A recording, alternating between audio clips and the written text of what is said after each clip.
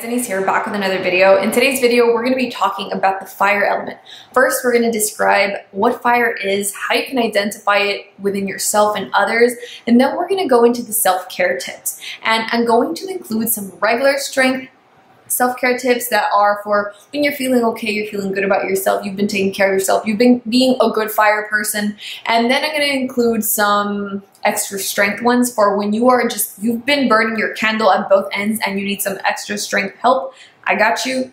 That's what we're going to do at the end of the video. And first, who does this video pertain to? This video pertains to you if you have a fire rising, a fire moon, if you have a lot of planets in the fire houses. If you haven't seen my What's Your Vibe, Your Main Element video, I'm going to link it in the description because it really does help if you know which one your dominant element is, because that is the element that is going to require more tending to. So make sure that you watch that video if you don't know your dominant element. If not, just watch this one because everyone pretty much has a little bit of fire in their chart. So what is fire? Fire is what allows us to transform our ideas into physical reality. It is what helps us manifest things in this life.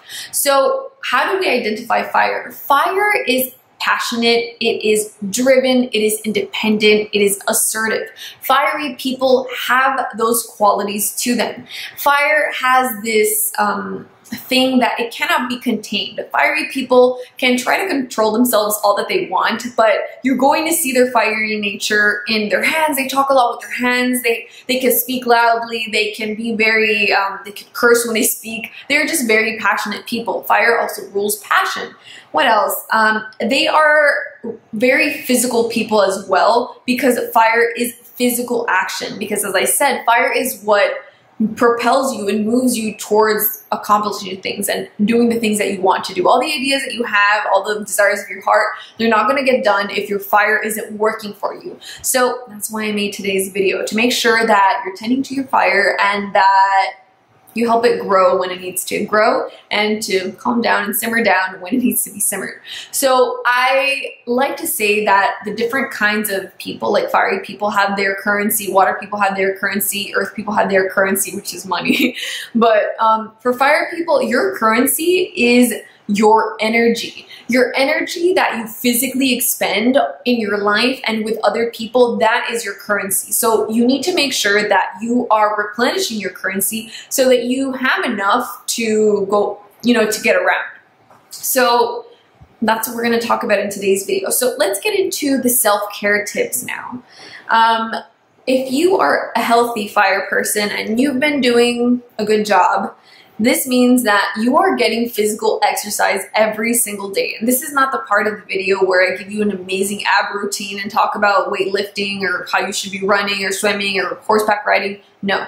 Any type of physical exercise that you like to do is going to be enough. As long as you are getting that energy out, because as we said, fire is physical energy. It is something that you just need to get out. Fiery people absolutely need to have a workout regimen. They need to be working out every single day because if not, their fire is not going to be healthy. If you don't let your fire out, if you contain it, then you can have trouble sleeping at night because you still have a lot of physical energy. That's what happens a lot to me. If I don't exercise, I need to exercise every single day. Otherwise, I can't sleep at night.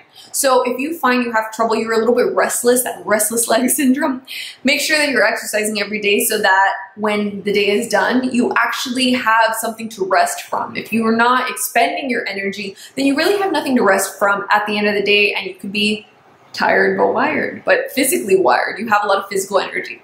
So make sure you're exercising every single day. This could be something as simple as going for a run, going for a jog, going for a walk, do some jump roping exercises, whatever it is that helps you get your fire out.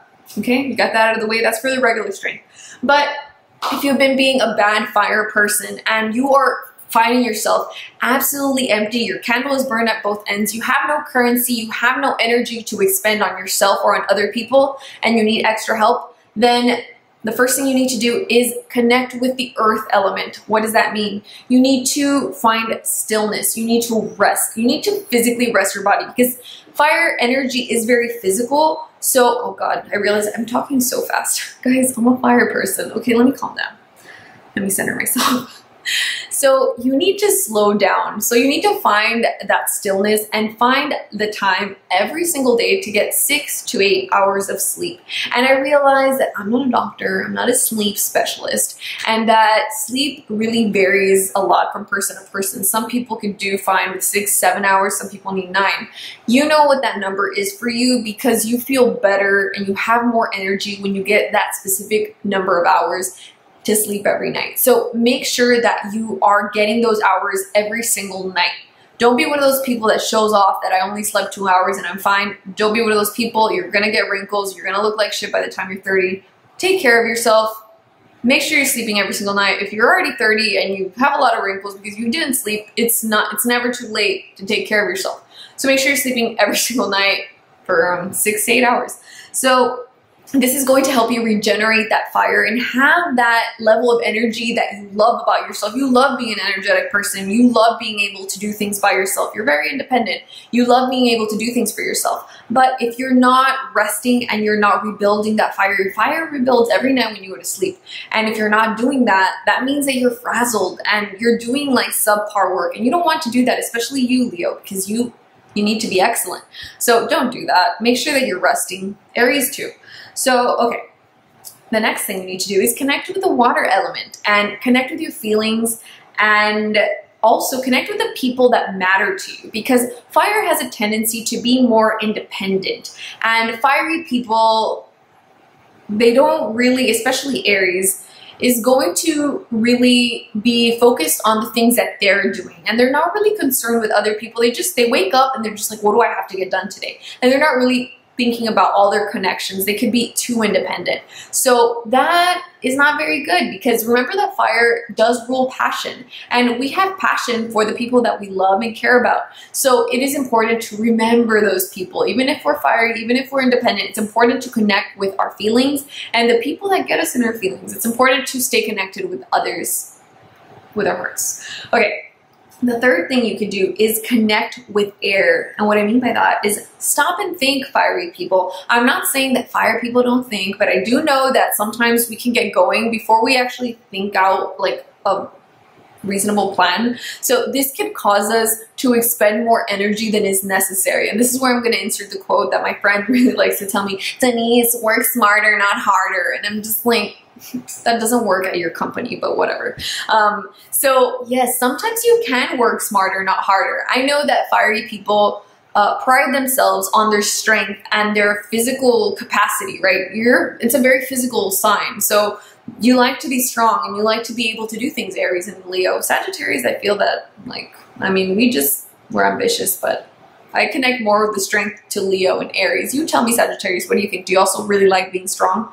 So because of that, you can have a tendency to just physically start doing things without concocting a plan that is reasonable. So maybe stop and think about the most practical and the most reasonable way of doing something so that you're efficient fire person, so that you don't expend your fire, as much fire as you needed, okay? So conserve that fire, because it is what gets you going. It's what gets people around you going. Fire people are very inspiring, and I know that fire, all the elements are contagious. And just like water people can help get us in our feelings, fire people can get us going. They can motivate us. All those motivational speakers, you're not going to see a motivational speaker that is just like, well, I mean, you can have very passionate water people, and air people, I guess, too. But fire people they're just like going, and they get us going. I get really excited when I'm around a fire, but I have Neptune in the first house. I get excited whenever anyone else is excited. But fire people could really get us going, and that is the beautiful thing about being a fiery person. So make sure that you're taking care of that fire so that it keeps on working for you. It helps you accomplish your dreams, your goals, and your visions. So that's the video for today, guys. If you liked it, make sure you give me a thumbs up. If you have any questions, any comments, any good fiery stories, make sure you leave them in the comments, and I'll see you in the next video.